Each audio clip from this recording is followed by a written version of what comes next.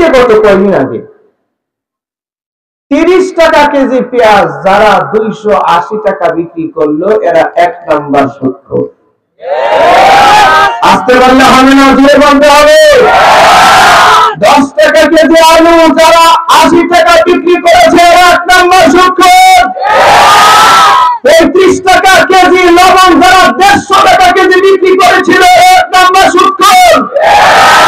অর্থাৎ মানুষের নিত্য পণ্য, দৈনিক যে মানুষগুলো পণ্যগুলো ব্যবহার করে, নিত্য প্রয়োজনীয় যে জিনিসগুলো আছে, নিত্য প্রয়োজনীয় জিনিসগুলোর মধ্যে চাল, ডাল, তেল, লবণ, পেঁয়াজ, মরিচ, নাকি তারপরে আদা, রসুন, এগুলো ছাড়া আমাদের সমাজ চলে না, আমাদের পরিবার চলে না। এটা দৈনন্দিন প্রয়োজন আমাদের, ঠিক কিনা জোরে বলেন। মানুষের এই দৈনন্দিন নিত্য পণ্যগুলোকে গুদামজাত করে আপনার মার্কেটের মধ্যে কৃত্রিম সংকট করে 10 টাকার জিনিস 100 টাকা বিক্রি করার নাম হচ্ছে রিবায়ে ফদল। এটা 1 নম্বরে হারাম। ব্যবসায়ী যে সুদখোর হতে পারে, এটা কিন্তু আমরা জানি না, আজকে জানলেন। আপনি দেখবেন একটা মনোহরের দোকানে গেছেন, দরকার যে জিনিসটার জন্য গেছেন তার দোকানে অ্যাভেলেবেল আছে, কিন্তু চাইছেন কি এখন না নাই নাই নাই কই কি বলা নাই নাই নাই, কিন্তু তারে ঘুরায় গাড়ে গিয়ে 50 টাকা কেজিতে বাড়ায়া দেন, কয় মন লাগবে?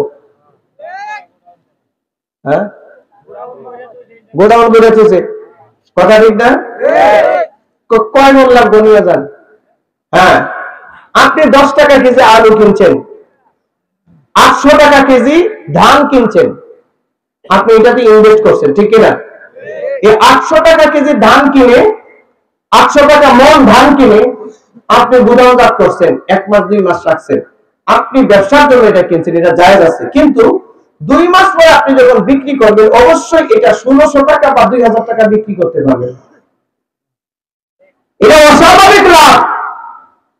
800 টাকা মন যে ধান কিনেছেন, আপনি 1-2 মাস পরে সর্বোচ্চ 1000 টাকা কেজি বিক্রি করতে পারেন, আপনি 1200 টাকা কেজি বিক্রি করতে পারেন। এর উপরে যাওয়ার কোনো সুযোগ নাই। ইসলামী শরীয়ত এই ব্যবসাকে হারাম করেছে। এটা রিবায়ে ফদল। কথাটা বলতে পারছি?